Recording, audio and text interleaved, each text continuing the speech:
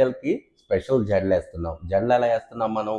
5 పాయలు జడ వేయాల్సి వస్తుంది. ప్రతి ఒక్కరు కూడా ఏమవుతుంది, 5 పాయలు జడ వేస్తున్నారు. కాకపోతే దీనికి 2 సవరాలు యూజ్ చేస్తున్నారు.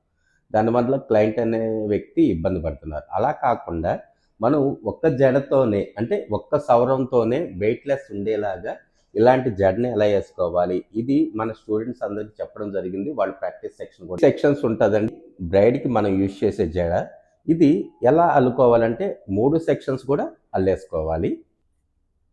ఇలాగా 3 సెక్షన్స్ కూడా మనం నార్మల్గా మనం రెగ్యులర్గా అల్లే జడలాగే 3 పాయల జడలాగే ఈ 3 సెక్షన్స్ అల్లుకొని, ఇది సైడ్స్ మాత్రమే, only left side right side middle మాత్రం పార్ట్ వదిలేసి ఉండాలండి. ఇంకా నేను స్టిచ్ చేయలేదు, చూసుకోండి కావాలంటే.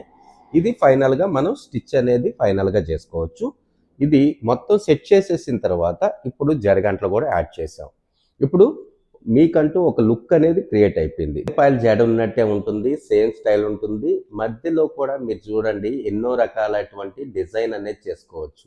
ఇలాగా సింగిల్ సవరం మీదే మీరు ఎన్నో డిఫరెంట్ లుక్స్ చేసుకోవచ్చు. పైగా మనకేమవుతుంది, వెయిట్ లెస్ అవుతుంది. బ్రైడ్ కూడా ఎక్కడ డిస్టర్బెన్స్ అవ్వదు. మీరు 2 సవరాలు పెట్టినప్పుడు క్లయింట్ హ్యాండిల్ చేయడం కొద్దిగా ప్రాబ్లం అవుతుంది. అదే సింగిల్ సవరంతో ఇలా క్లయింట్ చేసుకోగలిగితే మీరు ఎన్నో డిఫరెంట్ లుక్స్ చేయగలరు.